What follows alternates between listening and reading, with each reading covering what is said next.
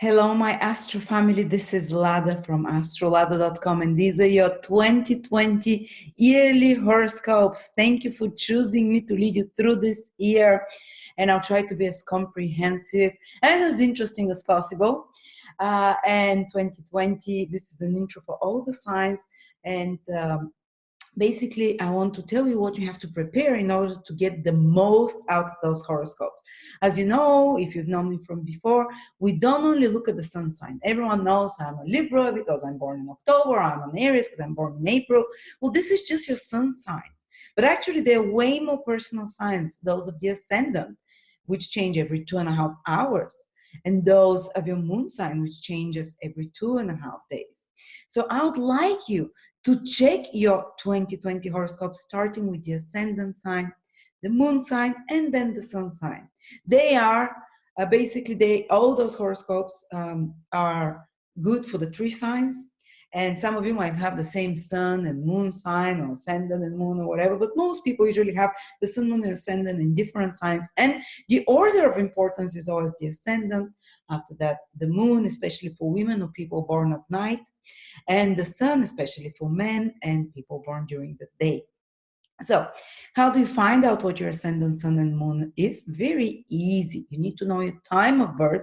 If you don't know your time of birth, then listen to your sun sign only. But maybe you can be able to find the moon sign as well. But those of you who know your time of birth, I'll share my screen with you so you see what to do, how to calculate it. You just need to go to my website, astrolada.com, and go to this here, to the free birth chart and transits. And then enter your details here. Oops, waiting for it to load up. So write your name, I'll write mine, but I'll put some other, I'm not gonna put my details. Write the minute, the hour, let's say New York. Continue. Then you can select here which New York is it. Let's say it's somewhere in New York Hospital, whatever.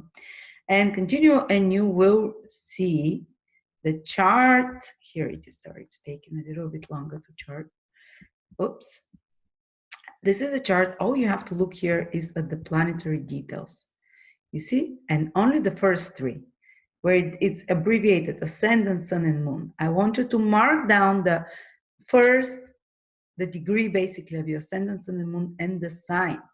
You don't need to listen to you don't need to write down the second, like 8 minutes, 8 degrees and 11 minutes. Just remember, for example, that this person has 8 degrees in Libra ascendant, sun at 15 degrees Virgo, and moon at 27 degrees Scorpio. And then check, because I use specific degrees, because all the planets don't influence us all the time. Some, for example, will be influenced only, some planets will influence only 4 or 5 degrees from Scorpio. And I want you to listen. When I start giving degrees, they'll be written on the screen. I want you to pay attention and check, is this my degree? If your moon is in Scorpio, for example, your ascendant or sun or moon, and this is how we're going to go through it. And you're going to get a lot more, way more in depth, way more specific than any general yearly horoscopes. And that's how we're going to make astrology more real, not just popular magazine astrology. This is more, it goes towards how proper astrologers work. And before I start with each of the signs, I just want you to join me in a little prayer for this year 2020, to bless it, to collectively join our energies. Dear angels, dear Father, Mother, Creator of the universe, thank you for allowing us to be here. Thank you for giving us this amazing art, astrology. Thank you for allowing us to peek into your thoughts, to peek into your plans for us for the future. You're so gracious and loving, dear Creator, dear God, dear Mother. You're so gracious to give us those signs, those signatures, so we can prepare, so we can know what your will is.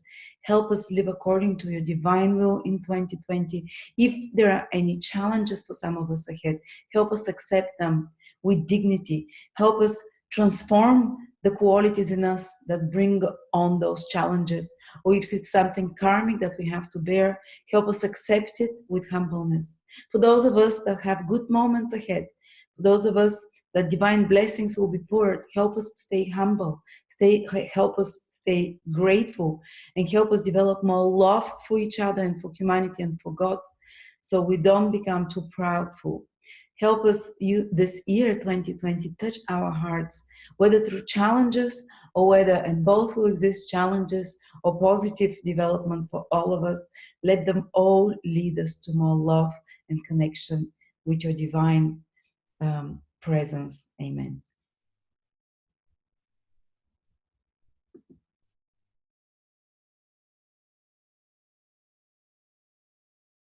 Virgo. 1, 2, 3. Recording.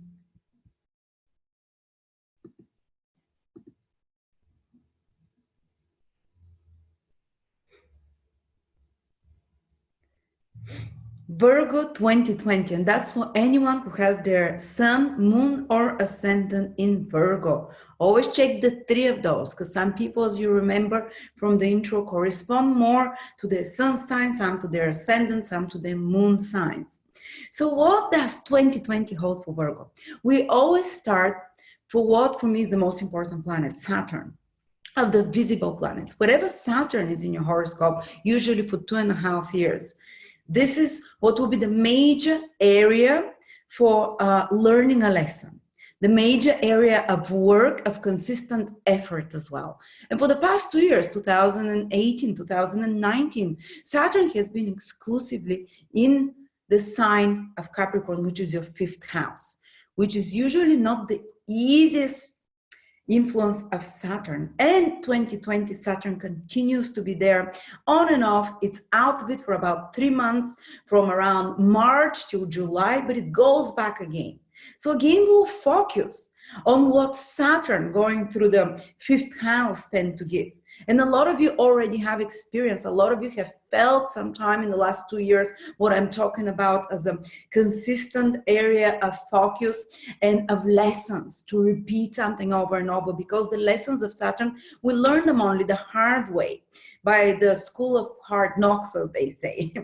So we make a mistake, we correct it, and we become painfully aware of the mistakes that we usually do when Saturn, wherever Saturn is transiting. And in the past 2 years, and for a little bit in 2020 as well, for quite a bit as well, Saturn has been in your 5th house.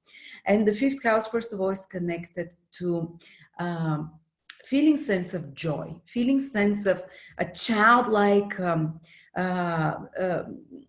happiness and exuberation with life, being in the flow of life, basically. But when Saturn transits there, Saturn has suppressing influence.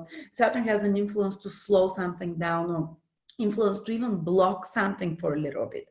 And a lot of Virgos might have felt that they don't have consistent access to this flow of life, to this joy of life, to be present in the moment and have fun as a child.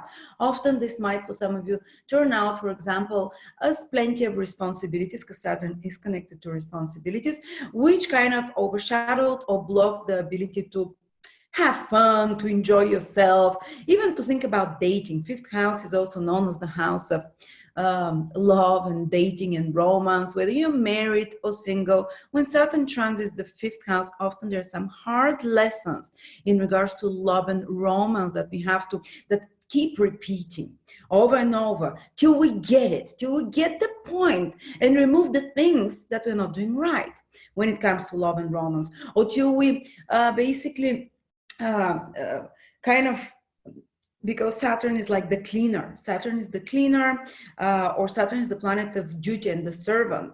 So some of you had to serve maybe a loved one, a child or a lover as well. They had to be more of a, they had some duty towards a loved one. So even if you had a boyfriend, girlfriend, while Saturn is in the 5th house, often it can play out as you have some duty to them, some karmic responsibility towards that person, for example, that you have to fulfill. And maybe it was not the easiest of romantic relationships. Sorry about that. But switch off the phone. I hope it doesn't repeat. And usually when this happens, another way it can play out when Saturn is transiting the 5th house is that you need to clean up clean up the messes in love or in romantic love, or the unnecessary frills of something, or the unnecessary illusions when it comes to love. For example, a very close person to me is Virgo rising, and in the past 2 years she revisited a lot of old romantic relationships, either got in touch with them or even met to see them again, and they all kind of, you know, gave her the same hurt again, because she was hoping maybe it can restart, and she saw, okay, you can't, you know, you can't do the same thing over and over. She also had a couple of new relationships, but they felt they kind of broke her heart. They were a bit karmic. They were with difficult people, with elderly people as well, with older. Usually if Saturn transits the fifth house, it can allow you, in extreme cases, it can block the access to romantic joys and pleasures and dating. But usually it's more like, you're clearing some karmic debt, as I said, or that you have to, it's more like they're teaching you a lesson. And she had a few difficult experiences there romantically, but usually it can also give a partner who is older. And the couple of partners that were new and she dated during Saturn transiting that fifth house were at least 7 years older, or there is some 7 years age difference there. But what happened eventually is that after consistent attempts, and she felt like so blocked there, and at moments disappointed in her heart, of course, she decided to really retreat a little bit from the dating scene, which is maybe what Saturn wants us to do, so we can think deeply about our romantic life, so we can analyze it, so we can see what is it that, you know, as they say, Einstein says, doing the same thing over and over and hoping for a solution or a different result is madness. So that's what Saturn tries to show you. The pain it creates becomes so strong that you start analyzing yourself, and you start trying to assess what it is that you do wrong, how you can change it, and trying to gradually build up and remove all the unnecessary people that can hurt you, for example, romantically. So what she did is she said, no, I'm no longer gonna let in such people to hurt me. I would much rather stay alone, but I'm not gonna, because she was someone who was consistent dating on Tinder and such apps, and Saturn transiting the fifth house gave her very disappointing experiences there. So she was like, okay, no more Tinder. Maybe that's not the best option. And I'm not saying this happened for all of you. As I said, it can be very different for every person. It can still bring a romantic partner, but there is something Saturnian about that romantic partner. He's very busy. He's in corporate world. He or she works very hard. She's very serious. He or she might be someone Capricornian in nature, or older, some age difference as well. You know, and it's still often because Saturn has been transiting its own sign, and there is a rule in astrology: when a planet is transiting its own sign, it can give fulfillment of that house, but according to its nature. So a lot of Virgos indeed had romantic experiences, but of Saturnian nature, that was about learning a lesson, about maybe a romantic partner that is teaching them the values of hard work, romantic partner who is teaching them the values of cleanliness, orderliness, or systematic hard work, or anything that is Saturnian basically in nature.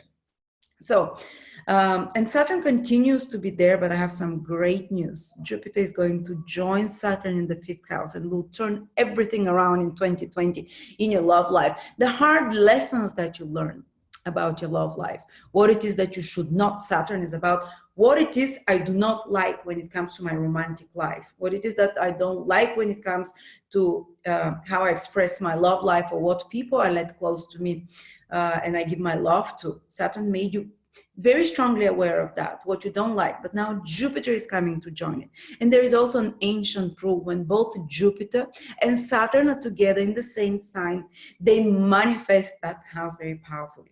So Jupiter brings new inspiration, new opportunities, because Jupiter is the planet of expansion, to bring, you know, new opportunities in love and romantically, to revive. Jupiter is the planet of spring. It's wet and moist. These are the natures of spring. What does spring do? It brings new life. So like the angels, Jupiter is also the planet that rules the angelic blessings and angelic wisdom as well. So it's now, after the hard work that Saturn did in this fifth house, removing the unnecessary frills and the incorrect or ignorant behaviors when it comes to sharing our heart and love, sorry, your heart, Virgos. Now Jupiter comes to bless you. Now Jupiter comes to fructify, to give birth to new, maybe to revive a romantic relationship. Say you are married you've been married, so your romantic partner, marriage partner, maybe they had too many responsibilities with children, or you have too many responsibilities, because fifth house also rules children, Saturn is responsibilities, and because of that, your love life might have dried out a little bit.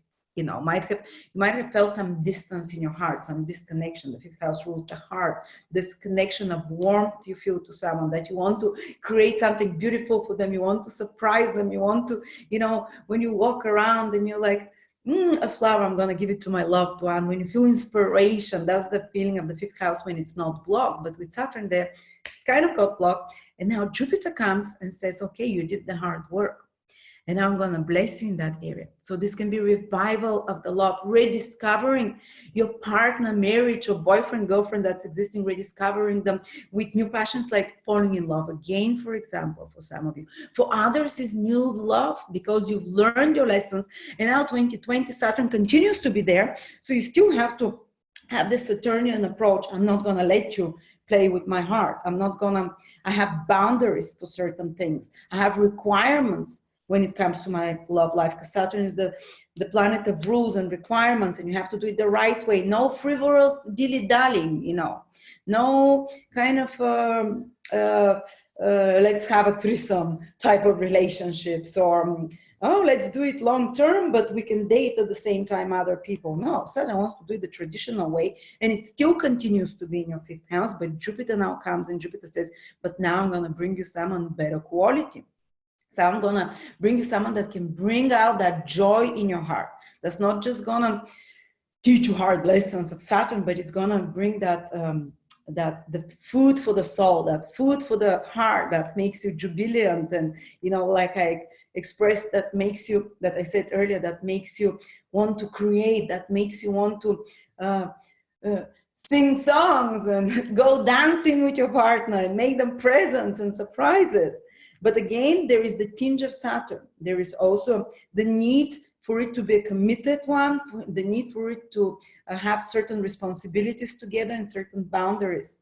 But for many Virgos, you'll notice next year, the romantic life, something very important happens for the better that manifests. For some of you, it might be getting engaged, for example, taking it to the next level with a partner. If Saturn transiting your fifth house, it must have tested for everyone in some little way, maybe to some extra responsibility. So it tested the romantic aspect of the relationship, through some extra duties for children, or for some creative project, or just the distance that it normally Saturn creates. But now with Jupiter coming there, it's basically, yes, Jupiter will bring new opportunities, and Saturn will manifest them, will solidify them. And also the fifth house is children. So what does it mean? Oh, and Jupiter passing through your fifth house can indicate someone who is foreign that comes into your life, someone who is very intelligent as well, someone who is well-to-do. Jupiter is someone who has success in life. Saturn is also can be someone very successful, because Saturn is also there, but in a more traditional way. They've worked their way up the ladder hard. Maybe they're too obsessed with work, but now Jupiter says, no, someone more, or maybe your partner will have more time to have fun with you, to put more focus on romance and having fun together, and even to create children. Now, the Saturn and Jupiter together in one sign is a manifesting combination. As I said, Jupiter brings them, it's very fertile. Jupiter brings the opportunity. Saturn makes it happen. I'll give you an example. When me and my husband had our first child, both had Jupiter and Saturn activating our fifth house. And now this is what you're going to have, Virgos. So if you're looking for, if you always wanted to have a child, especially if it's your Virgo moon or Virgo ascendant, because they're more kind of connected to having children, this can be the time that this happens for you. This can be the time that you take a relationship to the next level, commitment, get engaged, fall in love as well. This can be the time also when, if you already have children, while Saturn was transiting your fifth house, it can also give children. And if you had children or a child in the last 2 years, if you got, it can create a child still, because Saturn is in its own sign, so it can manifest that house. But usually the child is of more serious nature. It requires a lot more responsibilities. It feels a bit of a burden, but also gives a child that is organized, and, you know, and you raise them by following the rules, and there are more rules and regulations. But now, you know, Jupiter comes, and if you had children that are older, during the last 2 years, Saturn transiting there, maybe it was for them some kind of maturation process, because Saturn wants you to mature. Some test of their character, some test of their perseverance, of their consistency.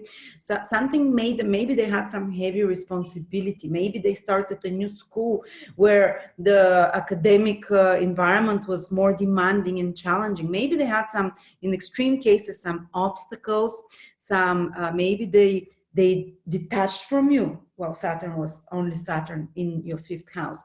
Maybe they kind of, maybe there was a bit more of a wall, or maybe because there were too many responsibilities around your children. Maybe it might have strained for some of you the relationships with your children, or maybe your children were too busy with something, or you had too many duties, because Saturn is duties. Whether your child had too many duties, so that kind of create a distance between you and your child, or you had too many duties, or maybe you have to help your child, because Saturn is to serve. So maybe you have to serve, to help your child, almost like a duty that you have to do.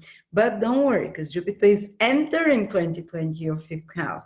So now this will pay off. So now if a child has been working on some hard project, has been having some difficulties in their life, or they've been in some maturation process, they started a new career, they had to grow up and be very serious, whatever, you know, or to learn to be more organized and prepared. So if they had some other obstacles and difficulties, Jupiter says, okay, now they're going to be rewarded for their hard work.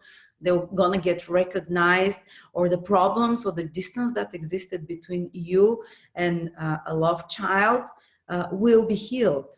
So this can indicate the healing of a relationship with a child, an improvement in the conditions and circumstances of the life of a child of yours. So another great news. What else is the fifth house? It's our creative mind, it's our intelligence. It's the most intelligent house. And when Saturn is there, usually for the past 2 years, if you're someone who is creative, maybe someone who has to use their intelligence a lot, say you have your own business. I'm not saying that if you don't have your own business, you don't use your intelligence, but fifth house is the ability to think of an idea and, you know, apply it. It's not someone telling you do this, do that. It's something that you create in your own head.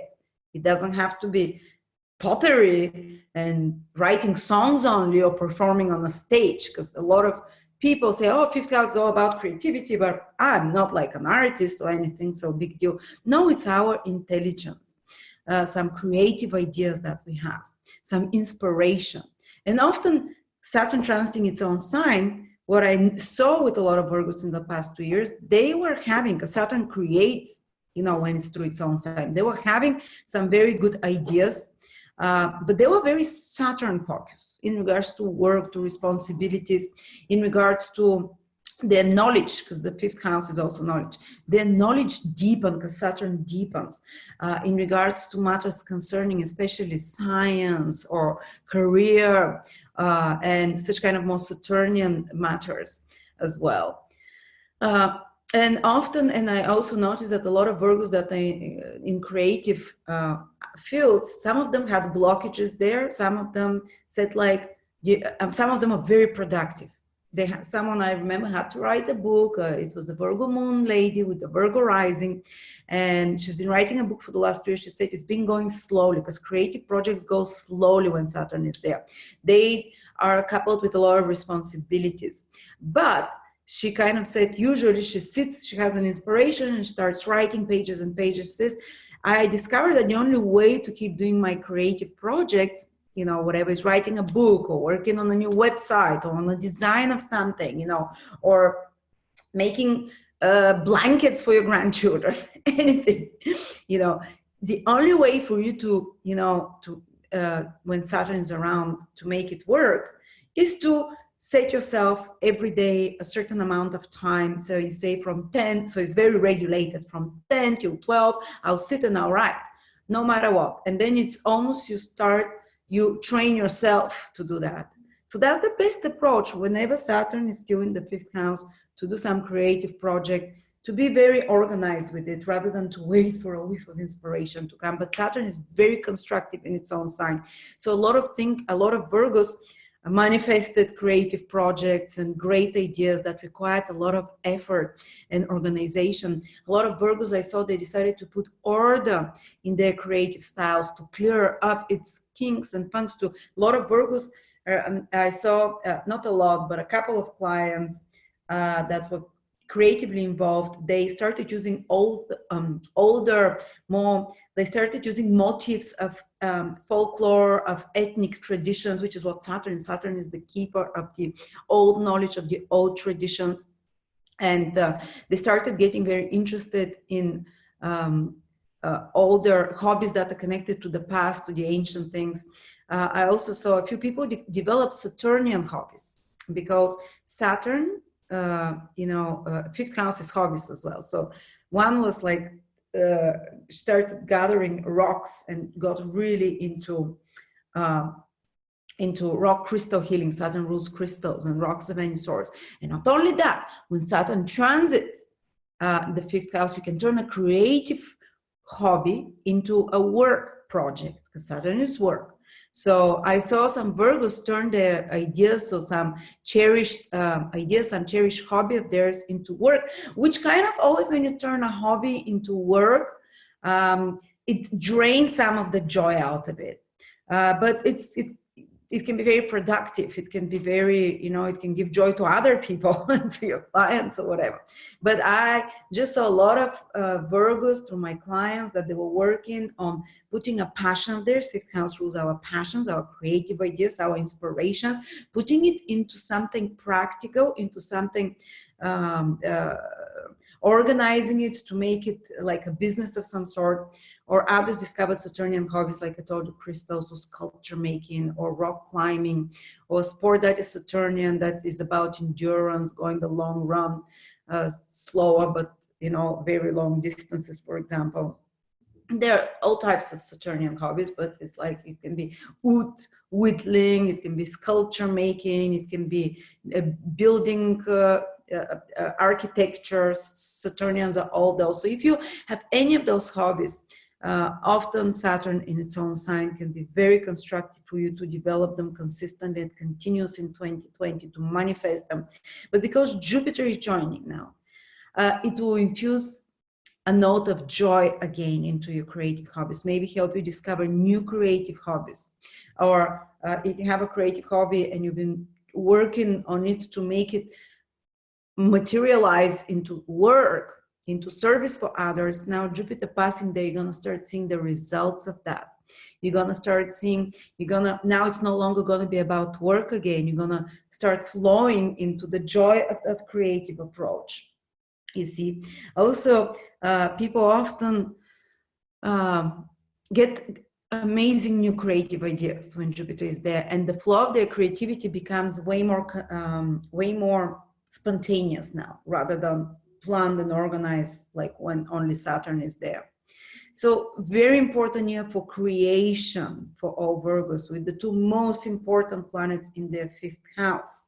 For a little bit, Saturn comes out of your 5th house from March 21st till the beginning of July, for about 3 months. So for a little bit, only Jupiter is there. So that spring period, all those 5th house matters, romance, children, creativity, they become even lighter. They become even more, this inspiration, the flow of inspiration runs easier. But then Saturn comes back again from July till the end of the year, because it wants you to those new ideas that Jupiter gave, those new inspirations. To Saturn comes back and say, okay, let's put order in them before I leave again. Let's see what it is that is not working there, to fix it, do some hard work on that as well, on those new inspirational ideas that came, on those new opportunities in the life of your children, those new romantic inspirations or opportunities that came. Let's do some hard work, maybe take extra responsibility. Saturn likes to fix things. It will be a lot of the time retrograde there, you know, from July till August, till September, almost October. And then it leaves again, so it leaves this fifth house, you know, free. So yeah, so you see, and especially Saturn will be very helpful this year for Virgos, and very strongly felt for Virgos who have the sun, moon, or rising from 25 degrees in Virgo till the last degree, till 30 degrees, which means if it's your sun sign there, which means that you were born from around the 18th of September to around the 24th of September. Saturn is making a trine to your sun, or if it's your moon or ascendant, is from 25 degrees to 30 degrees in Virgo. Saturn is making a trine to us, your sun or moon, so ascendant or moon. So if you're any of those Virgos, this will be very constructive here. When Saturn makes a trine, you kind of, if for example, if it's your sun, you can, and if you're doing something, a new project or career, you solidifying it. You can find a job that is long lasting, or at your work, you will have still responsibilities or with your projects. And yes, they might deprive you of some of the more fun bits as well, because Saturn is, you know, no fun work. But at the same time, they will give very long-lasting results. Also, it can indicate that someone elderly or with more authoritative, more experience will help you with your projects, will help you with your path, which is the sun. The sun also indicates males, bosses, husbands. So it can be the stabilization of a relationship with such people. Maybe a boss coming who is demanding, like Saturn is elderly or more experienced, but that is helping you. That is helping you crystallize your goals. The sun is your goals, your inspirations in a creative way as well.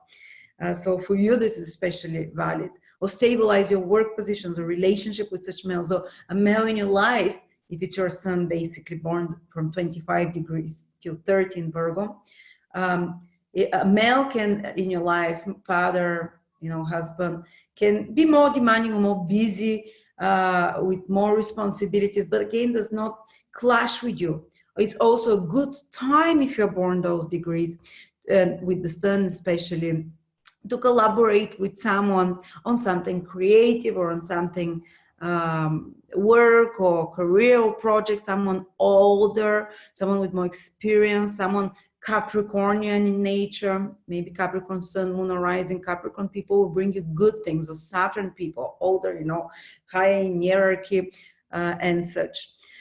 But again, also they bring more responsibilities. If it's your moon from 25 to 30 degrees, it can be stabilization of your family life. It can be, for example, the successful building of something, the successful relocation with extra responsibilities, around home and family for sure, because it is Saturn, but it is a trine.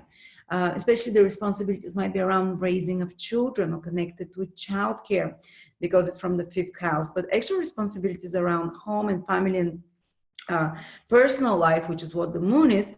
But somehow they, yes, they are there, but they don't clash with you so much. They don't affect you. They don't put obstacles on you. You fulfill your responsibilities well there. You get a lot of things done around the home with family and such matters. If it's, and also some older woman can have a very solidifying influence in your life this year. Yes, she might have demands on you, but you jive well. Your energies will flow harmoniously. She might have more demands on you, or you might have to take care of a woman in your life. But again, you do it with goodwill, and you do it. You do it in a way that is not feeling burdensome on you. And some elderly women or women with more authority, with more experience, which is what Saturn is, can help you with some creative project or with some plans of yours. A woman that is Capricornian in nature. Capricorn sun, moon, rising, if Saturn is trining your sun, will also be beneficial for anything in your life. Will have a stabilizing influence on you, will have a manifesting and structuring influence on you. And if it's your ascendant from 25 to 30 degrees in Virgo, it's more connected to a romantic life. It's connected to your children, but everything that I said about the sun and the moon also matters for you. So then it can be again someone older person that helps you, also romantically that can manifest something in your life, older, or as I said, Saturnian in nature, or with more responsibilities. But also the ascendant is you, so you yourself feel more organized. 2020, you feel more practical, more grounded, down to earth.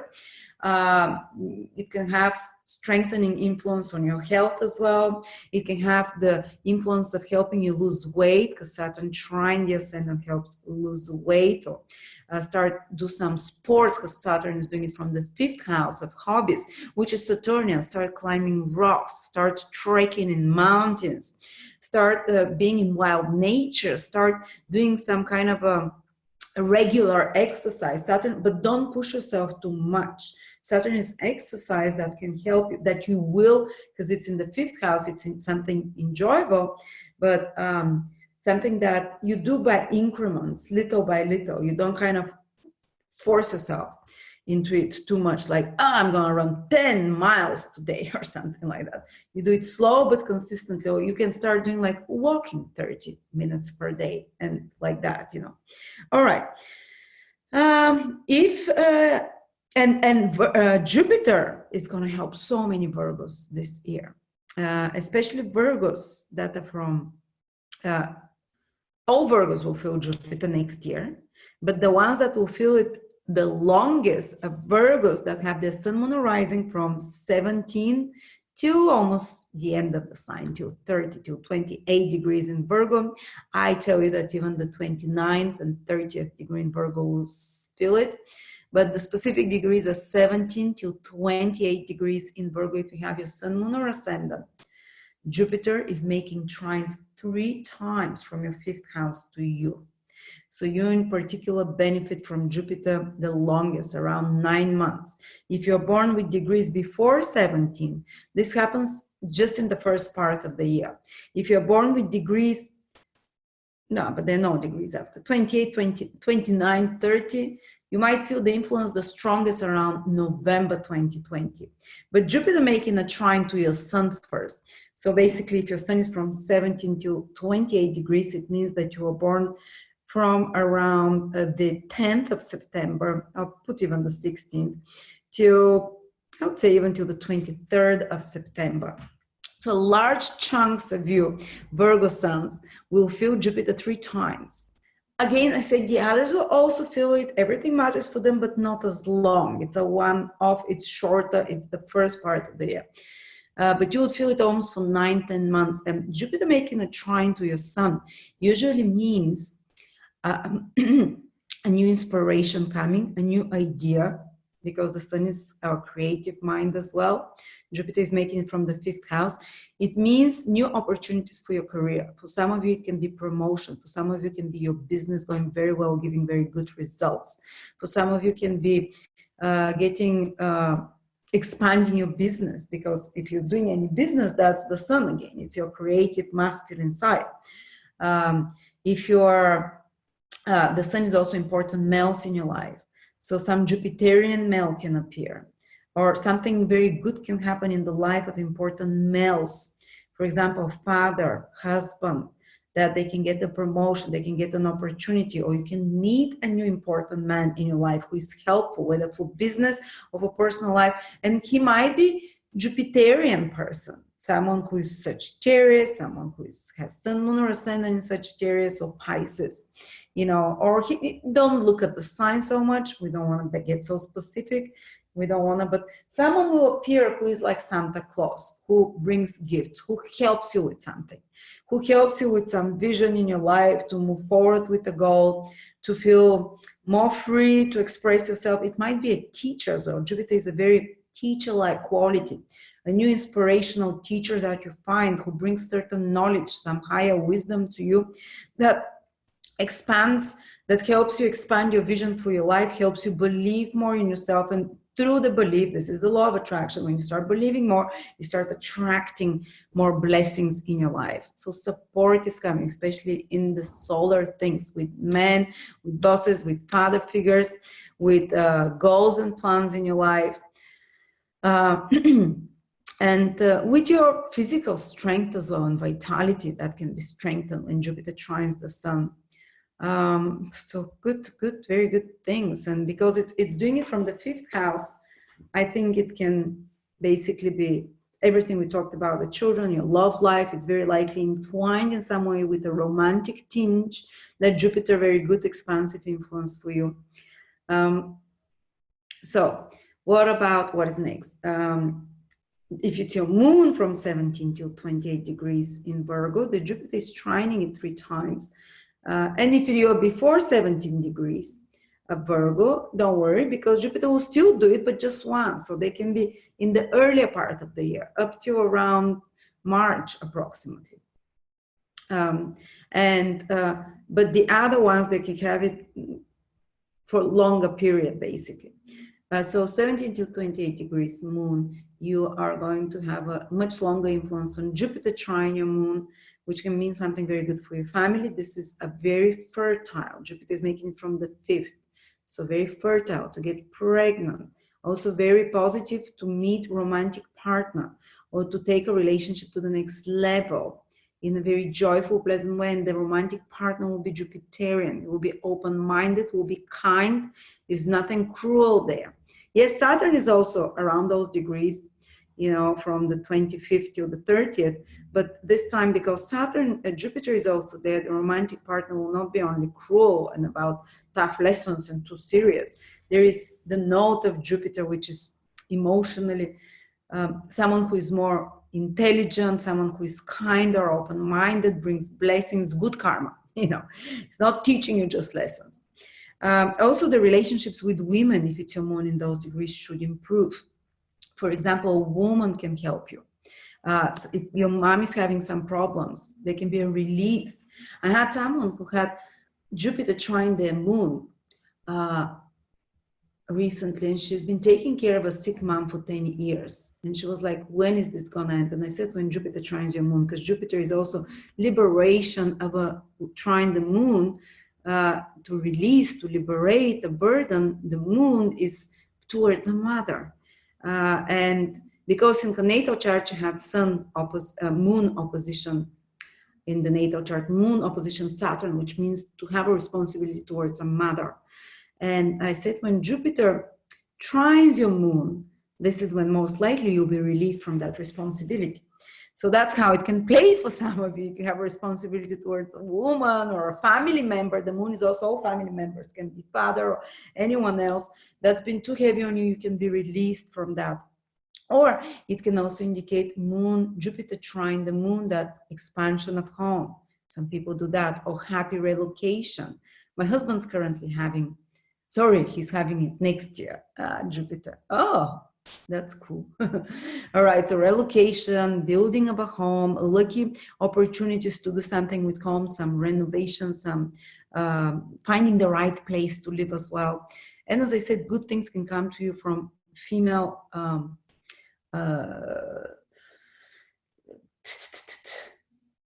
female persons. Also, the moon is the care we do towards our family. Jupiter making a trine, they can be a release from certain responsibilities. They can be help with family responsibilities, or they can be healing of family relationships as well.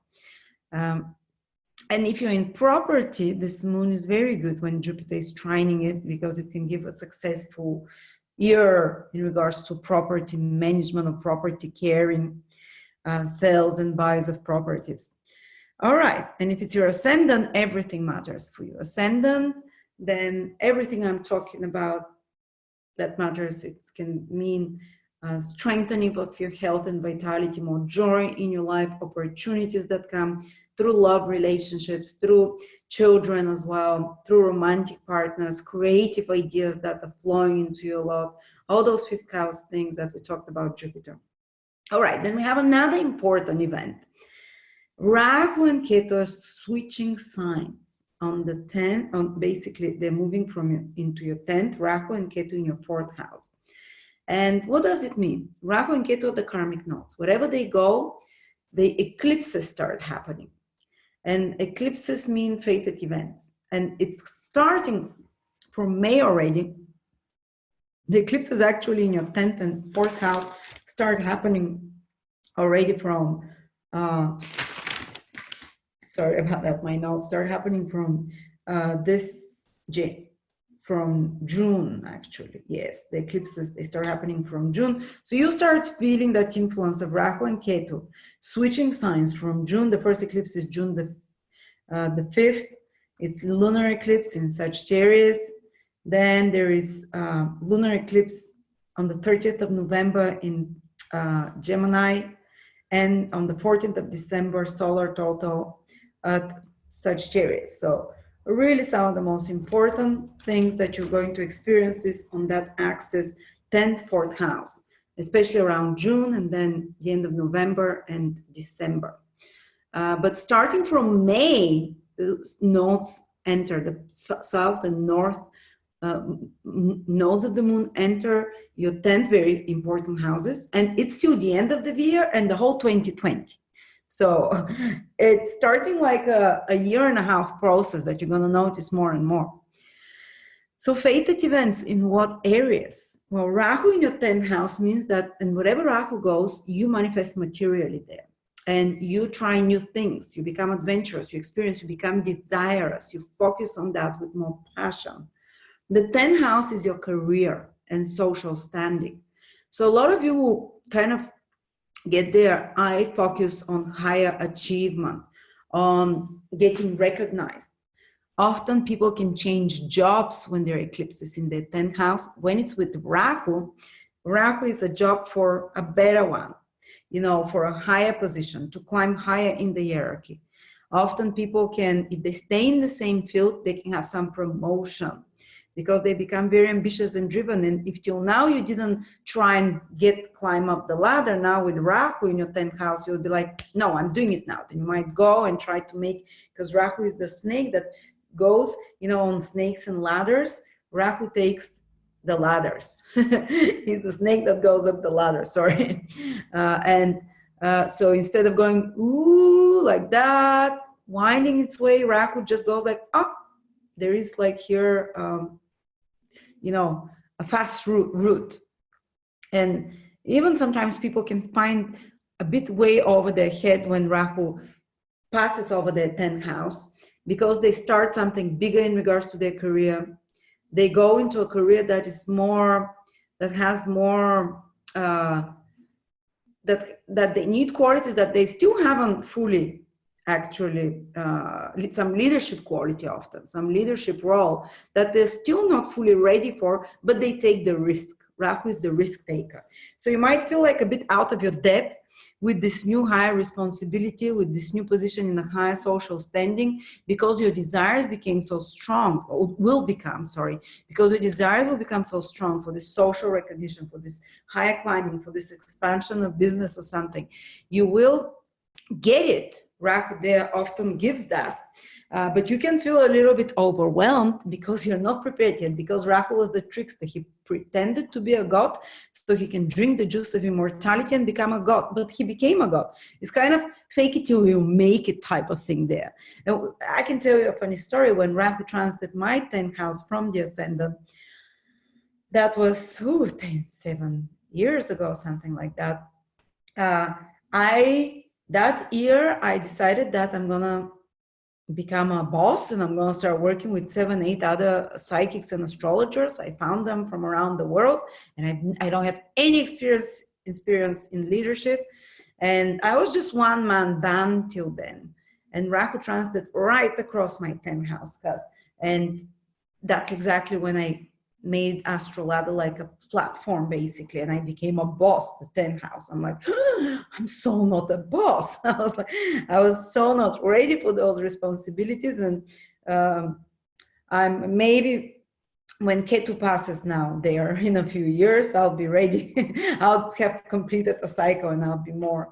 But usually when Rahu passes somewhere, we take a risk. And for me, the risk paid off.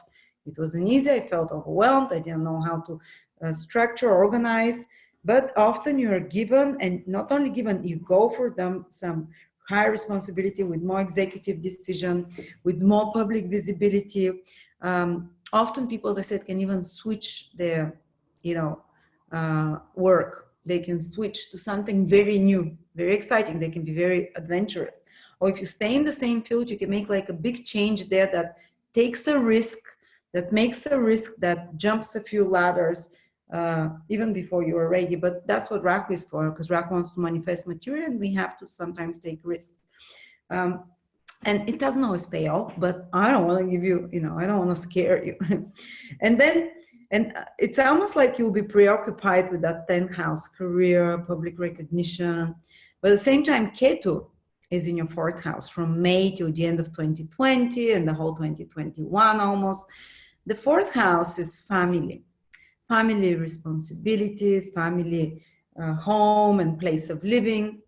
So Ketu passing there for all Virgos indicates that they will have a bit of a detachment, because Ketu is the tail of the dragon. The dragon is insatiable. It's Rahu. The dragon is insatiable. It wants to get more and more. It kind of gets fixated, obsessed, and it's kind of get fixated about reaching higher status, climbing up the social ladder, or getting some project done to be recognized in the world, And because of that, you kind of get disconnected from the tail, Ketu.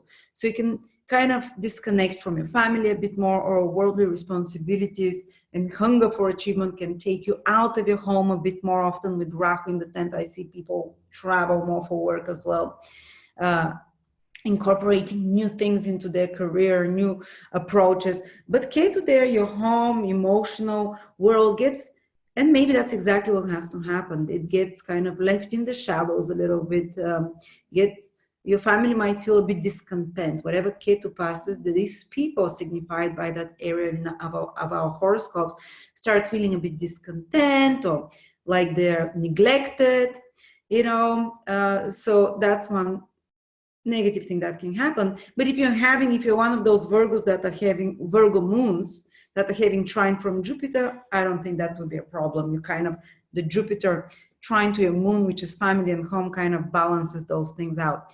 But another thing that can happen is Ketu in the 4th can mean to let go of a place of living. What happens sometimes is that such people might disconnect from family for a little bit. They can disconnect from what is familiar. They can disconnect. They can leave a place that they're living in and move somewhere else. So some change in regards to your home and place of living can happen. Often people can relocate to a Ketuvian place when Ketu transits the 4th house. What is a Ketu-like place? It might have a church next to it. Ketu is spiritual. It might have a Ketu cemetery. Ketu is like the departed souls. It might be next to an ashram. It might be next to a retreat. Might be on Ketu. It's kind of a bit more isolated, and Ketu, let me remember from ancient astrology, Ketu is foggy places. Was it? Yes, foggy, Ketu is, but I don't want to give you two specific things. Let's not, but definitely maybe a more spiritual place of some sort. Another thing that can happen is that there can be some problems with the home. For example, there can be some, because Ketu also is known to have the nature of Mars. So it can inflame some crisis with the family. And the best approach is to be detached. Don't take it personally. Whatever Ketu passes by, you shouldn't take things personally. You should cultivate attitude of a detachment. So I had a friend who had Ketu transiting their 4th house, and some kind of dissatisfaction and problems started within his parents. He was first fighting it, wanting to impose his opinion. Why are they saying that? But because it's a 1.5 year transit, he kind of learned to accept it, because Ketu's attitude that should be applied is, it is what it is. I let go and let God. So he was like, okay. So kind of detachment, a bit of apathy, and yeah, whatever happens, happens type of attitude. I'm doing the best that I can. I'm not going to be an asshole, but it is beyond me type of attitude. So when it comes to home, to place of living, to family, or any such family things, this is the right attitude to develop, and kind of focus in your Rahu to develop that 10th house career and worldly activities, where usually we often have, you know, some new opportunities there. But Ketu is also things connected to the past.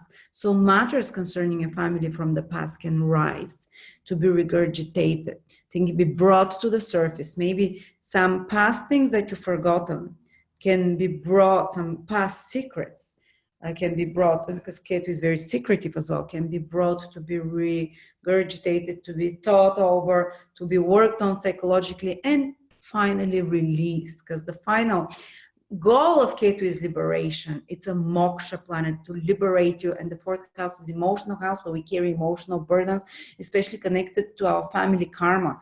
And often Ketu, I've seen other people that have someone that was carrying a family, they realized during the Ketu transit in their fourth house that there was a family kind of like a curse that's been happening, and that each male first child was basically having very hard life because a great granddad had done something, and it's 4 generations that curses follow, something that was not good, and he was cursed by his family, that not his family, by outside people, that his children should never, you know, each firstborn child should have very difficult life.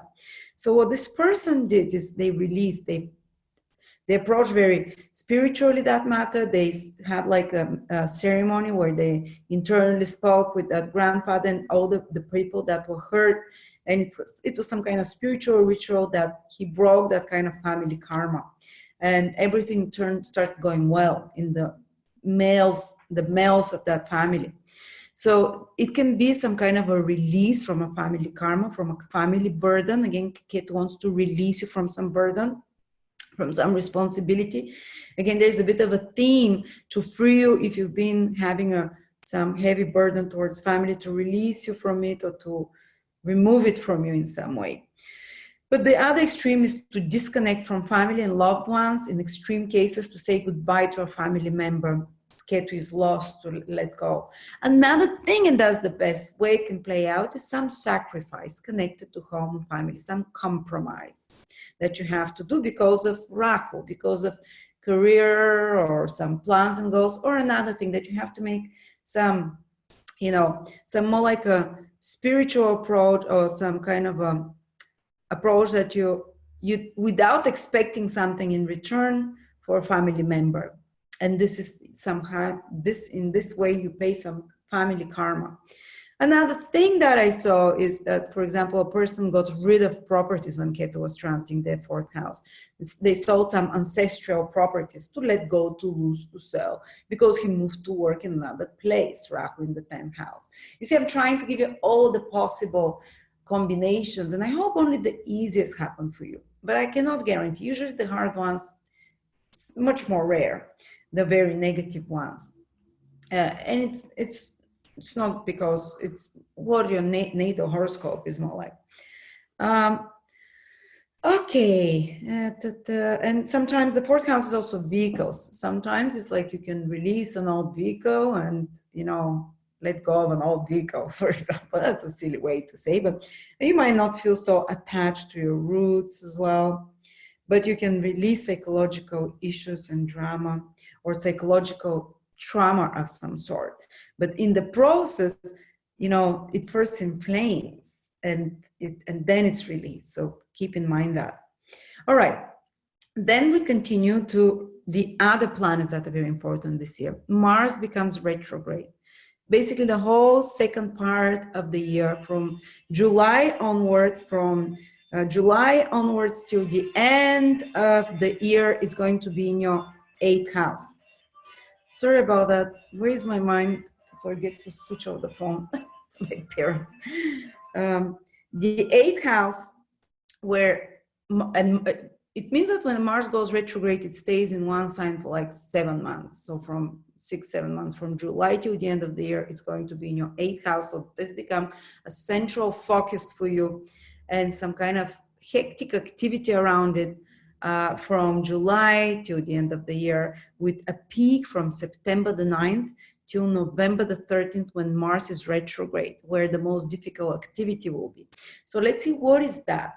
8th house is taxes, insurances, inheritances. There might be some fight happening for that. For example, you have to dispute some insurance, or that you're fighting for a better insurance. And during the retrograde period, you might have to go over those things a few times, gather different documents, or some insurance battle, or some inheritance battle in extreme cases can happen, like connected to money coming to you from another as a will, as an inheritance, and that you have to do a lot of hectic activities, do something a few times, redo it, fix it.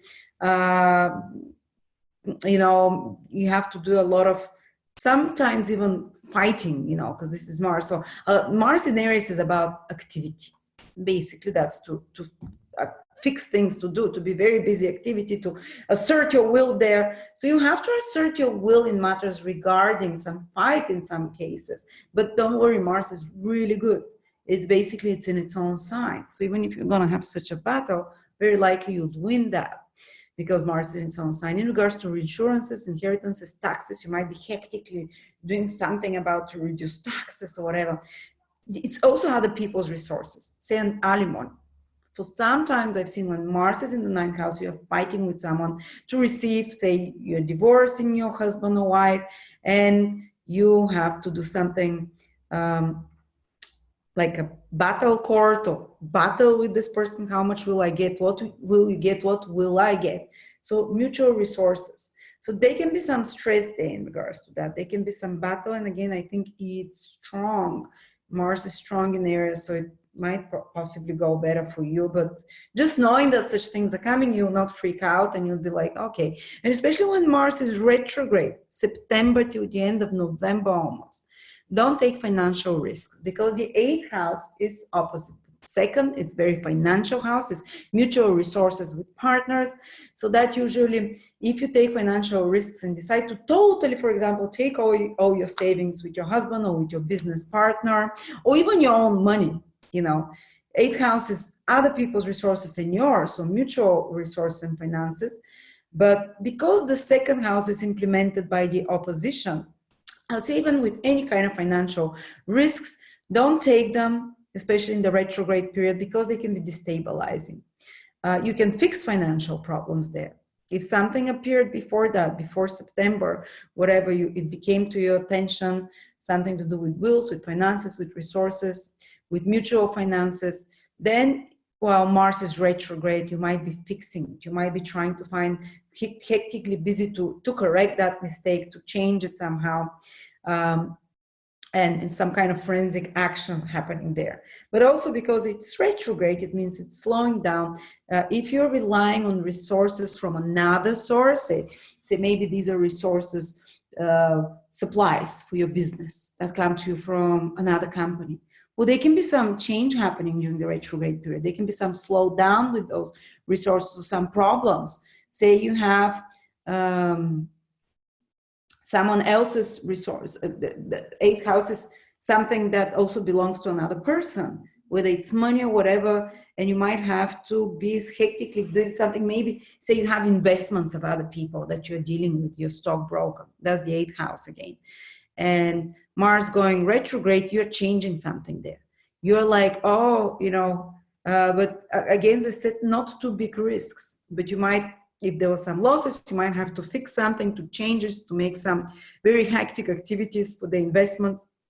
But for, you know, for most people, let me give you an example how Mars retrograde in the 8th house happened for me. But Mars was not so strong, was not in Aries, it was in Libra. So it was more frustrating. Well, then my partner then, because 8th house is partner's resources, had a big stress with money. and a big fight that he led for 2-3 months when Mars was retrograde, because someone stole his phone when he was business phone when he was in a trip to Spain, and made a bill of $17,000 pounds, and from the phone company said, "You pay it," and he said, "But it's my work phone." And his company is huge, the company that he worked for. So for 2-3 months, he was fighting with them that they should pay that, that it's some fraud that happened there. He's not his fault. And at the end, he won, but it was very frustrating. I remember he was like, So some fight might be happening because of resources connected to a partner. Also, the boiler broke, and because it was my eighth house, and it was his second house that it was happening for. He was taking any financial problem so to heart. But from my experience, I was calm. Mars was in my eighth house. My partner was going crazy. He was having the problems with the resources and finances, and had to rethink them, and had to find extra money for the new house we bought. There was a big expense for buying a house and a broken boiler, and they wanted all those $17,000. And so he was stressing about resources. I was just sitting and watching. But Mars was in my eighth house. So for some of you, it might not be directly connected to it, might be to your partner's resources, depends how entwined yours and your partner's are. But at the end, everything turned out well. It was just a stressful period. He had to resolve, he had to assert himself to get what he wanted for his resources. So it might be your partner is fighting for some resources himself, or really putting a lot of effort to manifest because Mars is a manufacturer, to manufacture new resources, to create new sources of income as well. And when Mars is retrograde, they might be working behind the scenes, fixing something. So there is a changing of the financial situation between you and the partner, business partner, marriage partner. It might be your clients. For example, you might be changing your whole strategy in regards to payments you receive or give or with others, with a partner, Or sometimes it might be like a lengthy process of you having to fight to receive some loan. That's another way it can manifest. And usually while it's retrograde, things slow down and require a lot of your effort and strategy. Retrograde Mars requires more strategy. Let's do things more cleverer. Let me plan. Let me fix something. Let me try an alternative way how I can get that done. But you continue to try and do it. And then when it turns direct by the middle of November, you're going to start seeing the results. Another example is I had someone who had Mars retrograde in their 8th house, and they really, because their partner lost their job then, and they really had to restructure their finances together.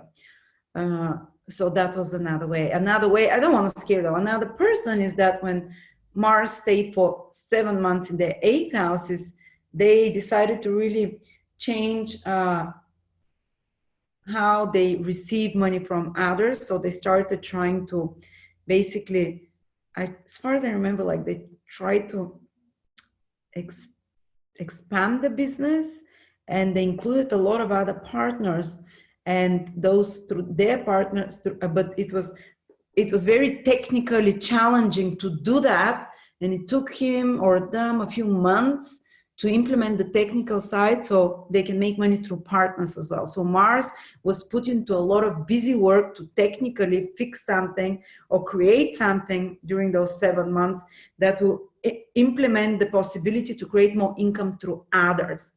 I hope I'm not confusing you, but you see, you can be working hard on something with your physical strength, even with your like a soldier-like determination during Mars retrograde in your 8th house, to generate more income and more resources through others.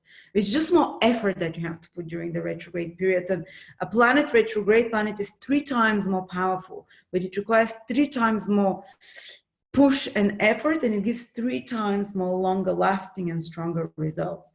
And often things don't go according to plan. You have to redo it a few times or fix something during the retrograde period, and then it moves on.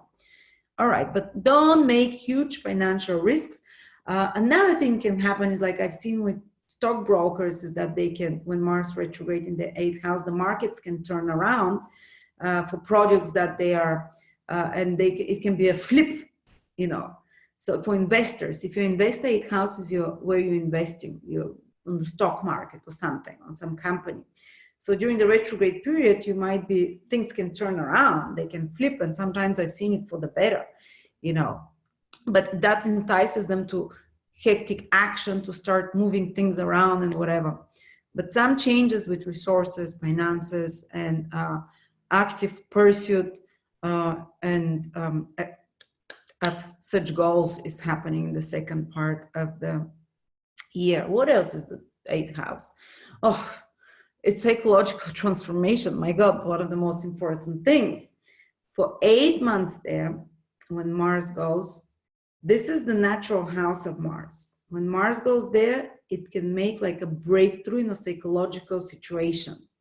A breakthrough from Mars is like a spear that can make a hole, almost like invasive intervention that can happen, like shakes you to the foundation psychologically. And because of that, you can be, turn around. Basically, when I've seen Mars in the 8th house, people can have such experiences that they turn their life around. You know how difficultly we change? Often we have to apply willpower for months on something till it becomes natural to us, and then slowly work up our mind to accepting the new state. And somehow we always kind of long for the previous thing. It's just like a difficult process for full transformation. But when Mars transits the 8th house, especially for such a long period, some life-turning events can happen. One person had an operation when Mars was transiting, because the 8th house is also intervention operations. And during that, something happened suddenly. It's acute, sudden things that can happen. Something happened with their health. Suddenly, they needed quickly operation, and that turned their life around. They gave a promise that they would not live the way they lived before, and they said they were never felt attached anymore to the previous way of life, and they said that was the best thing that ever happened. Another person had a near-death experience. I'm not saying you're gonna die with Mars in the 8th house, don't worry, but it can be like a near-death experience that turns the person around. Sudden healing can happen. Another person had like a breakthrough with a psychologist. They've been to many psychologists and stuff, it didn't work, and then they connected with a psychologist who was also a shaman. Shamans and psychologists are ruled by the 8th house, so are astrologers. So are people that work on the soul, that work with the deeply buried emotions and feelings of people. So she found a very good therapist, and with a shamanic ceremony, plus with I think they did also some kind of a past life regression. In 2-3 sessions, she was healed from a big blockage in her life. It's like Mars pierced there, that bag of pus with the trauma. The 8th house rules carries the trauma. It's the poison we carry in our life. It's the trauma that happens, but it's also the healing of it. And Mars is like your spirit, and you're like, you wake up in, you wake up a new person. I actually just had Mars transiting my 8th house just for a month. And I worked intensively with the healer as well. And I was feeling every morning differently. I didn't make such a big breakthrough because it wasn't so long like it's going to be for you. But the second part of 2020 Virgos, big psychological turns around. And I would advise even to work with, if you want psychological release from trauma, from fears, because 8th house rules all of those things, from sexual blockages, to work with something physically, to incorporate some physical therapy that involves something Mars-like, and Aries, some physical, specifically of the body, because Mars and Aries in the 8th house, they rule the flesh, and that involves some sudden, shocking kind of techniques, if you can, in some way, because that's the nature of Aries. But a lot of it is physical, and always for Virgos, the 8th house is in Aries. So for them, the transformations can happen suddenly, especially if the physical body is involved to help with the release of the trauma. But also, I would want to advise you to be more careful about accidents while Mars is retrograde in your 8th house. So September, October, November, careful. Don't take big risks, because Mars retrograde is a bit unpredictable. It's too powerful. The Mars energy becomes too powerful. It's 2-3 times closer to Earth. You're gonna see it at sky at night from the second part of the year, like a bright red angry star. So people become more irrational then, especially because it's in Mars. People are willing to take risks. People are driven by their passions. And in the 8th house for you, it's triggering those passions are intense. You can notice like big inflammations of even sexual passions, because the 8th house is known as the house of sex as well. Like eruptions of sexual desire, and even in a secret relationships. For some extreme cases, there might be very strong sexual connection in a more private secret relationship with another person that you're working through this next year. And but because of this inflammatory nature of Mars, it can create sudden accidents as well when it's in the 8th house. So be more cautious in regards to that. But if it's meant to be, it will be. Maybe that's what can turn some big change around in you. All right, I don't want to scare you anymore. Okay. It's a great period. The 8th house is the occult, the secretive, to make, first of all, breakthroughs with a psychologist or someone like that we talk, but to research very intensely some occult topic like psychology, astrology, and Mars. You get enthusiastic and active on that. And when it's retrograde, you might be revising it, you might be testing it, you might be doing a lot of silent, secret, and intense research. Or if you're a scientist, this can be a period of intense research on some scientific matter or technological matter, and experimenting behind the scenes again, because 8th house is research. Mars is there to put a lot of energy into something. Okay, and then we have Venus retrograde in your 10th house. Oh, another retrograde planet. It's happening on May the 13th till June the 25th. So that's the most intense period of the Venus retrograde, May the 13th till June the 25th. But I will tell you that this whole theme of Venus in the 10th house starts already from April and continues till almost till the end of July. Let me check. Yes. So Venus, because the whole time Venus stays in one sign, and that's in your 10th house, Virgos. And 10th house is very much career and social, public standing. So they will be maybe first, as I said, a new career opportunity will appear, also triggered by Rahu in the 10th. And then when Venus becomes retrograde, you might want to work hard on it, revise it, fix it in some way. Put extra effort on it, and by the time it turns direct, you should see very good results by the end of July, because Venus is a benefic, so it should give the final results. Yes, the efforts are 3 times more during the retrograde period, but the final results can be 3 times stronger, especially for some of you who want to be in fashion, in art, in design, in music, in anything artistic, in anything connected to beauty, in anything connected to decoration, in anything connected to relationship, to women, in any topics connected to the female, any topics connected to Venusian, flowers or whatever. This can be an extremely important period for you, because something Venusian you're doing can put you and can establish you in the public positions and in the public sight, or in the public, what is that called? Public view very deeply. They can establish you some important work that's connected to Venus careers.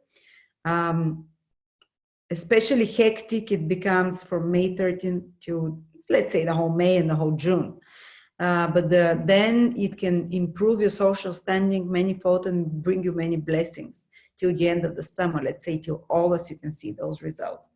Often when Venus goes retrograde in the 10th house, people reconsider their social status, reconsider their even their public vision, to how they present themselves to the public. Maybe some might decide to change the aesthetically how you go to work or career, redo your wardrobe. Some of you might decide to change your whole approach with different, more diplomatic approach to your career. Remember, Rahu will also be in your 10th house, making you much more ambitious there. And this Venus retrograde period, basically from April fully till July, can make you change your whole vision of your business, the whole artistic or visual or kind of a presentation of a business or career, or you might have to work more Venusian responsibilities with more women. Maybe a female boss, can be more potent or more present at that period. Maybe having to, I think I said everything, but sometimes people re-examine what career they want. Sometimes an old career project can come with Venus goes retrograde, the May and June period, that you have to fix it, redo it, work on it, and it naturally gives positive results again, quite positive. Sometimes an old job can come, a job opportunity. I had a person who had quit a job to start a new one. And Venus went retrograde, and within 2 months she was like, oh, I want to go back to my old job. And I said, do it now, Venus is retrograde. And she got accepted and even to a better position in the old job, and she was super happy. But sometimes it might be like some Venusian project that, it's returned to you and you have to put extra effort, do it in a different way, visually, aesthetically, you might be working on a project that's for women. But the final result is that you'd have a more sleek public image at the end of this. It will have more smooth talking, more attractive public image. Often by the time Venus finishes from the 10th house, even if it makes some difficult aspect, it generates for the person a better social standing and public standing. And during the retrograde period, usually they have to overcome some obstacles. They have to do some harder work there. But the results, I often see them quite good. But the 10th house is also social status. There might be changing of direction of a relationship, because Venus, 10th house is social status and marriage, one of the houses of marriage. So it might be a re-examination of a marriage, re-examination of, in extreme cases, I have seen Venus retrograde in the 10th house can bring the end of a marriage and start of a new social status for the person. But that's usually if the relationship has not been good for a long time, and now things really come to the surface and they can no longer be, kept buried, and they decide, okay, this is, and if they can't find common ground, they basically start to move in a different direction. Even for people in good relationship, Venus retrograde in the 10th house can bring some questions and some issues to work on in regards to your relationship, but usually so that it can be more fulfilling at the end, and that it can be more balanced. So people reach a agreement and negotiate much better terms. What is paying the relationship, how they should treat each other. But again, the retrograde period can trigger something that you might think like, oh, we need to talk. It's like, where is this relationship heading? Because the 10th house is the responsibilities we have. Venus is marriage relationship. So you might be discussing the responsibilities and the direction of the public image of a relationship or marriage or a business partnership. Some business partnership might have to be rethought, re-examined, rearranged, or if there is no agreement from both sides, it might be ended around that period. But if there is agreement, it can become even better and stronger after that with much better results. All right, so now let's see your Mercury retrograde periods, which are always very important for you Virgos, because you are ruled by Mercury, and the Mercury retrograde periods every year 3 times. So it's not something that's going to get you down, don't worry. But usually they become more hectic, they become more challenging a little bit. And a lot of people do great on Mercury retrograde period. I do some of my best work then, especially if you have to fix something, edit something. But for you, they're happening in the social houses, in the 7th, the 12th, and the 3rd house.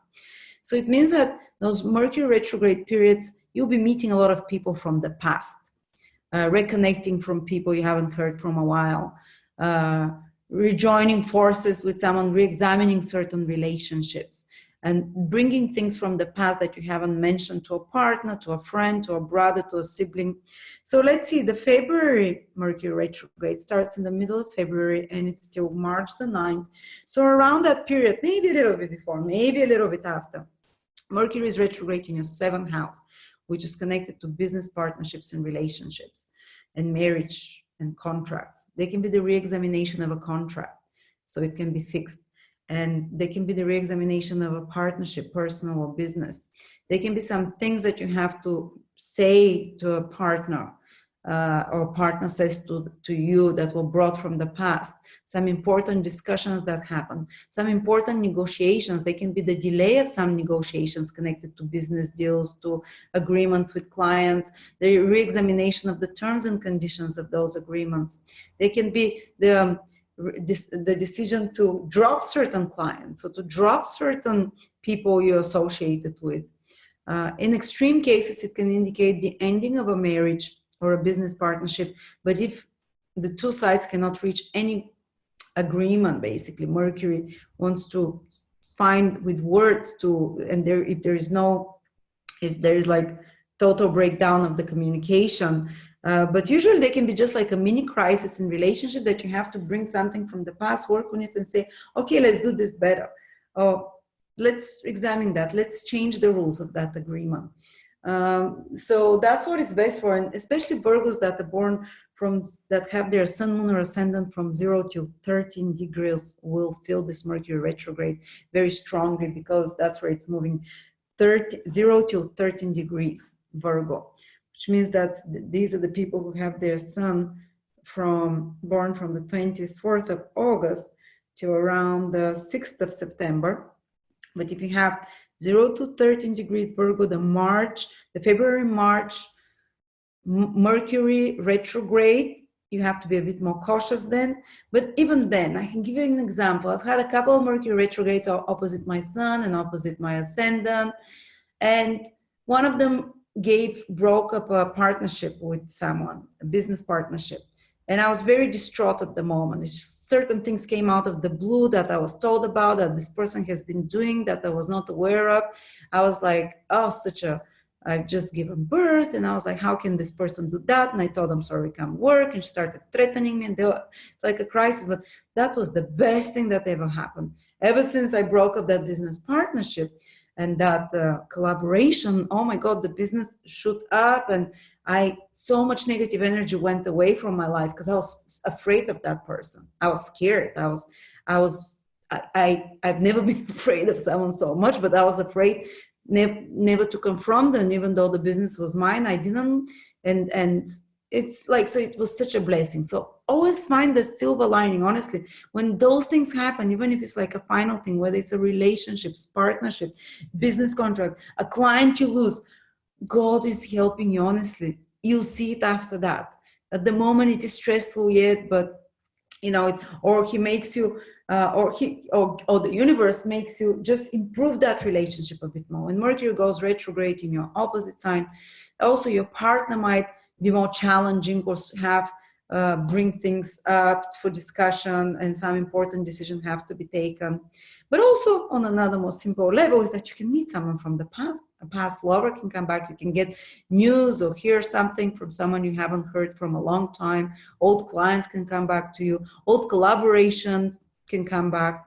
So you see, all right. So the second Mercury retrograde is happening in your 11th house, which is not so, so it's making a sextile, so it's not going to shake you or be so pivotal. It's from June the 18th to July the 12th. You might be re-examining some friendships. It's in the 11th house. You might be re-examining some friends from the past can come back. Someone you haven't seen in a while. And these are people not so much in a romantic connection. They're more like they might have been schoolmates or something, or they might have been friends. Or if it's a current friendship, a friend might be asking for your help with something, or they might be needing to communicate with you more intensely. Or they might say, let's examine this relationship, or let's make different plans for how this relationship goes. It's also gains and earnings. So the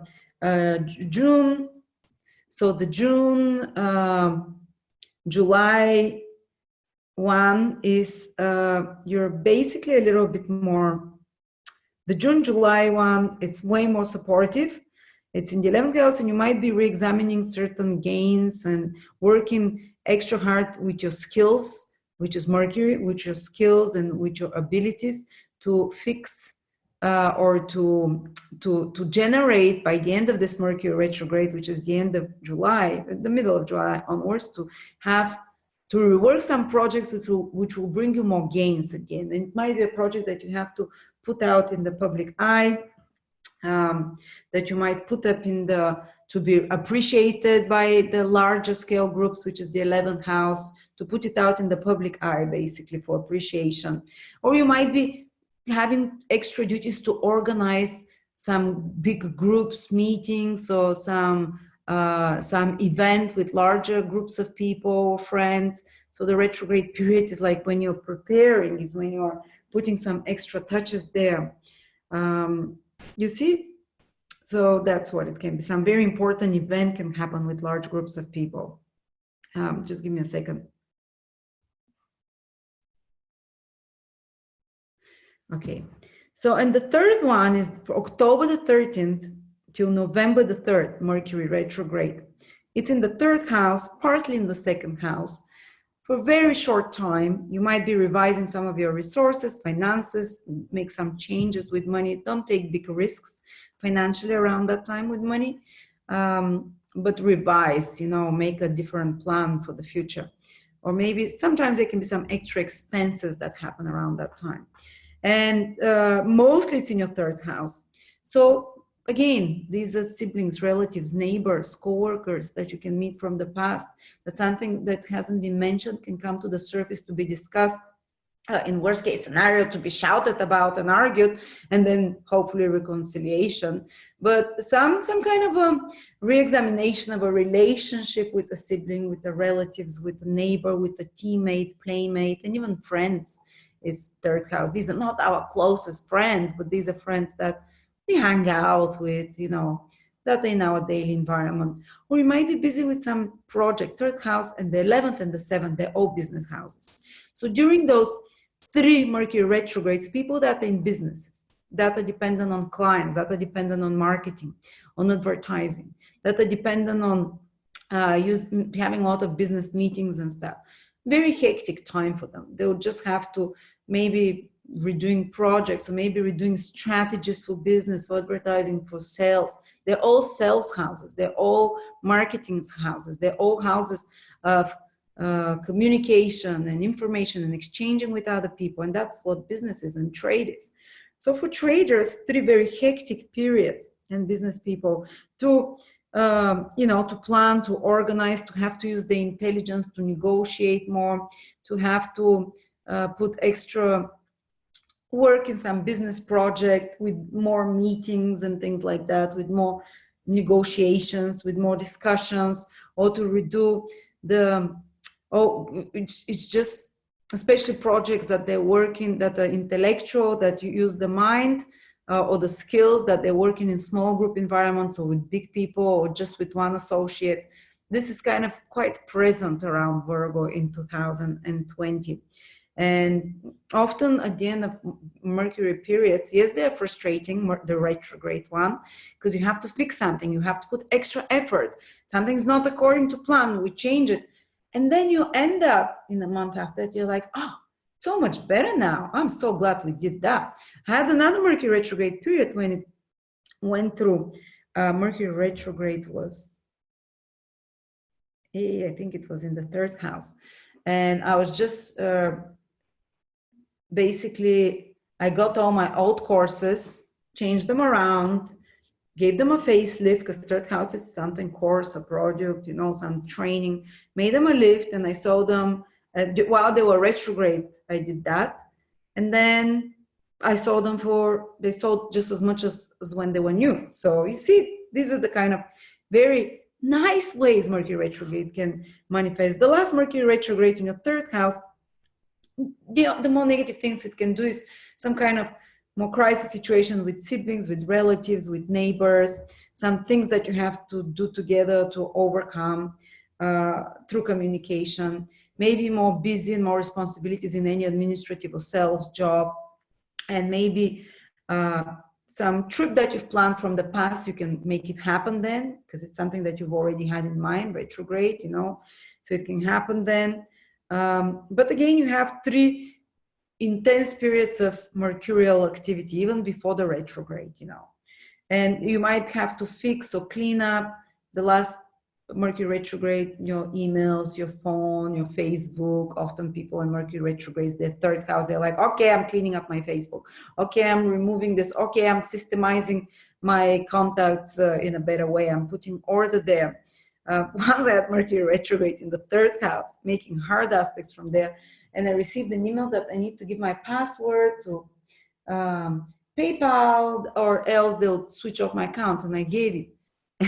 And then I did not realize that for a month after that, I was not receiving any emails.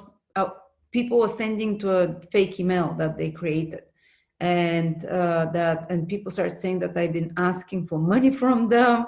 And I'm like, that's not true. And I discovered it when Mercury went retrograde. I entered that password when Mercury was still direct, maybe in the shadow period, 2-3 weeks ago. And the retrograde period made me see the mistake, and I was fixing it for a month, basically, because I had to call to 2,000 people, apologize, and I had to find a way how to turn my email back, and how to see all the emails I missed from clients, because I had like thousands of emails missed from clients. So it was and orders that I had to figure out. So yes, sometimes Mercury retrogrades can be a nightmare, especially in the 3rd house's information. So don't give away your passwords. October, you know, the whole October, the whole November, just be cautious with information, because after that you'll have to fix something. And then last but not least is the specific aspects. Very few people will feel those, but Uranus will trine your sun, moon, or ascendant in Virgo for a very small number of Virgos. But if you have your sun, moon, or ascendant from 6 degrees till 11 in Virgo, 6 degrees till 11 in Virgo, I told you how to check your sun sign to know the degrees. That means, and it's from the 9th house, new adventures, new opportunities that were not going to be disruptive for you, new opportunities to study something new, maybe even astrology, Uranus rules, things that are out there that are very progressive, to study something about technology, new opportunities. The whole year for you is under the influence of Uranus, trine your sun, moon, or ascendant. And it brings, so the whole year is really well supported for you. Yes, you're not going to have Jupiter trining those degrees 3 times, but you have Uranus. Uranus is even more powerful.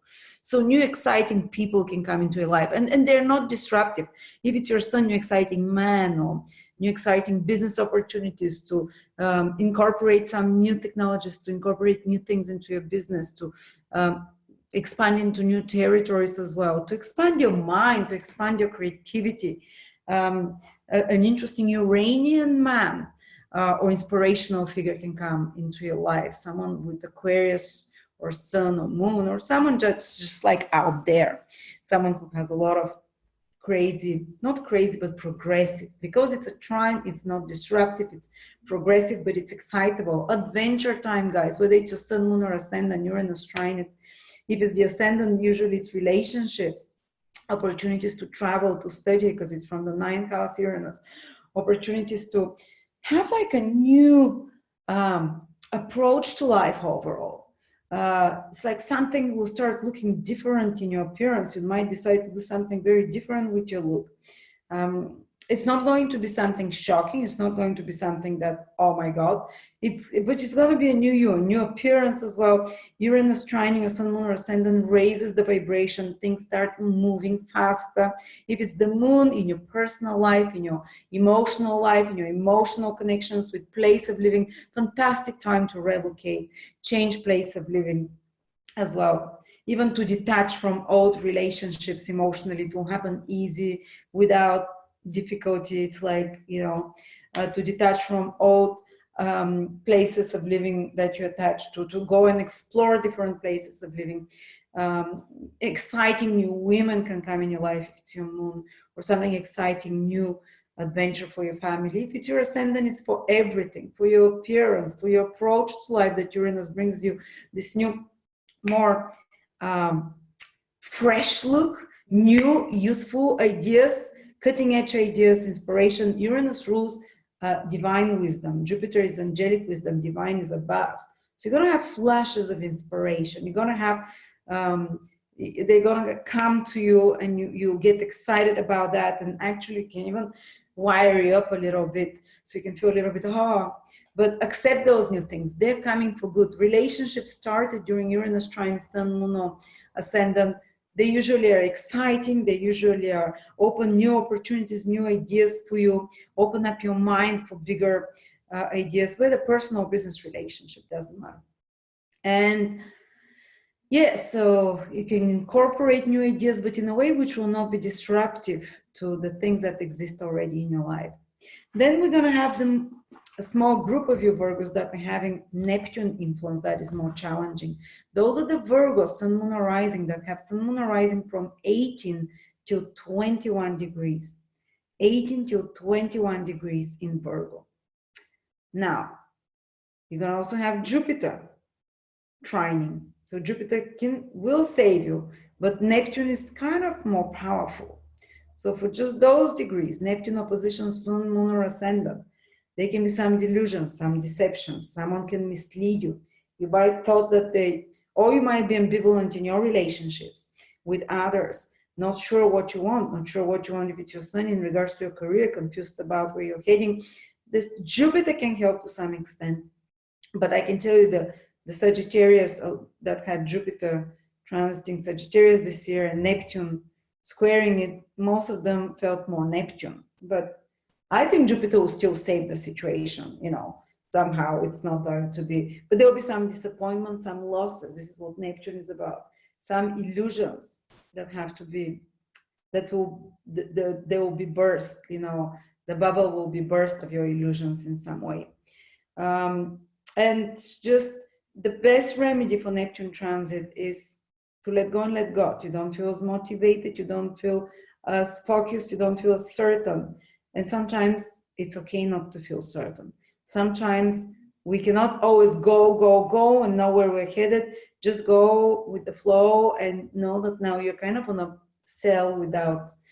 boat without sails, and allow it to take you back and forth, and know that whatever plans you have, they might be harder to materialize, to manifest, they might be more illusory. But if you're in some Neptunian career, like acting, like music, like something that needs a lot of inspiration, like creating paintings, that's very artistic and inspirational, this can be a good year for you. This can, especially in regards to the creative nature, you can really feel your creations, connect with them, connect to higher vibrations. For everyone else, they can feel a little bit unfocused, overly emotional, overwhelmed by feelings, so kind of zoned out, and waves of, when it's the moon, waves of even desire to escape reality. Find some way to escape reality, but also ground yourself. If you can do some, gardening to be connected to the earth, some putting your back next to trees to connect to trees, to ground you. And if you can swim, give Neptune what it wants. Neptune is water, ocean. If you can have long baths, if you allow yourself times to cool off, times to relax, even if you can take a break and not work, if it's your Sun that is aspected, opposed by Neptune. If it's your Moon, you can just take a break to explore emotionally deeper topics, to meditate, to be close to water. Don't push yourself. There will be some yearning and longing for something ineffable, for something that you want that you cannot have as well. Sometimes Neptune is that you yearn for someone who is married. You yearn for something that you can't have basically now, and your soul feels like I want it or whatever. And the other way Neptune can be remedied, the difficult Neptune transits, is to do willfully something charitable for another person, to do art. As I said, do art, something artistic, music, listen to a lot of music, take long baths, take a break and more holidays this year without any purpose. Don't give yourself certain specific tasks that this is what I have. This Neptune will overwhelm the rest of your horoscope, honestly, or it will be felt very strongly. But if it's Neptunian activities that I said, charity work, having to sacrifice for someone, having to give of yourself unconditionally. Often people can fall in love like, that's my soulmate, I know. And usually a few years later, they realize that Neptune wanted to refine the soul. Maybe they felt misled, but maybe they were just idealizing the person sometimes. But definitely you want to merge with someone, you want to bond on a deep level. And you can feel like you found such a person when Neptune is opposing your sun, moon, or ascendant. It's just that there might be some deception there, there might be inability to be fully with them because Neptune dissolves. And because the ultimate goal of Neptune is to direct your human life, human love, that we often feel romantic love towards another, towards God. And especially in Neptunian periods, we become like lost at sea. When do we call God? In the last moment, when you're like lost at sea, and you're like, if there is a God, please. So if you're very spiritual, if you're connected to God already, this will deepen your connection. If not, this will be a moment where you will be refined. Sometimes there are losses, sometimes losses of material nature, especially. So you can turn to the spiritual. So you can say, okay, I'm not going to try some things that are beyond me. I believe that there is a higher power. I've tried everything in my power. If there is a God, please, you lead me. So that's the ultimate goal of Neptune, to refine you, to connect you to a higher power. If you already do that through spiritual practices, through being very compassionate person, you can do really important work this year. And I would also advise you to have some structured, compassionate activity. If you try and do it just helping this friend or that friend, they can take too much from you. You don't have boundaries now. So if you can just go and say, I'm going to help 2 hours per day this person, and that's it. When the 2 hours, per week or whatever finish, I'm going to help this charity or that charity. So you don't get taken advantage of. All right. But some dissolution of goals and plans or career, important male figures, if the sun is being aspected by Neptune, with the moon is female figures, or family or place of living, changing a place of living. Sometimes people move overseas when Neptune opposes the moon, move to dissolution of the old place of living, and they feel kind of ungrounded in a new place, but it indicates some change there, basically. And with the ascendant, it a lot to do with relationships, attracting Neptunian people, attracting someone like a soulmate, attracting someone that you feel on a deep spiritual level. You're in love with them, not because of what they have, who they are. You fall in love with them because of what you connect to their soul.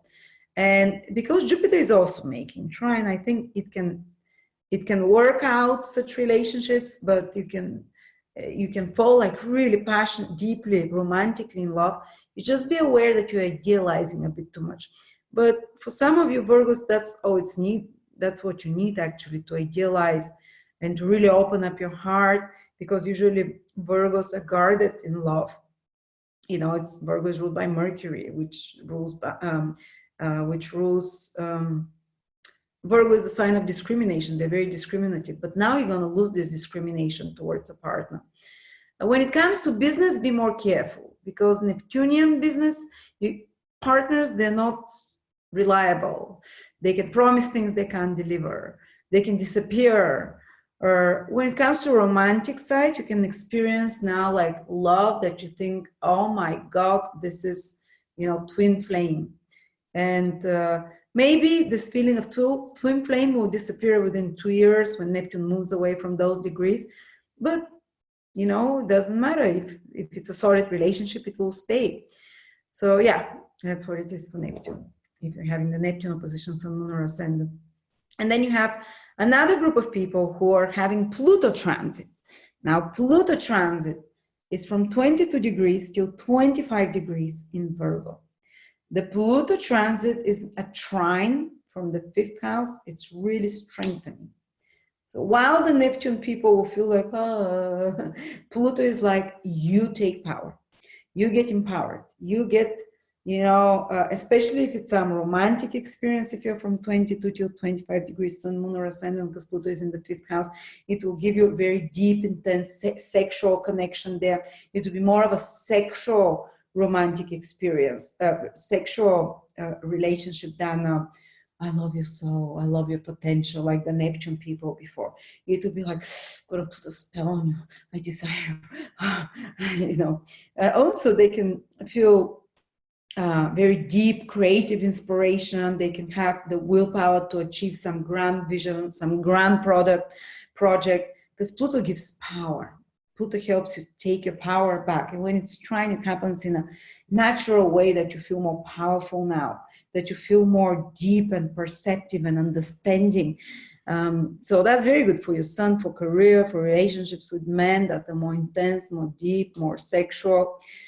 For the moon, family, transformation of place of living in a positive, easy way. For example, my husband just had Pluto trine his moon, and in the last 2 years. So what happened? He created a family. The moon is family, and we bought another property. Everything happened wonderfully. So, and if it's the ascendant, you have this spark of power around you.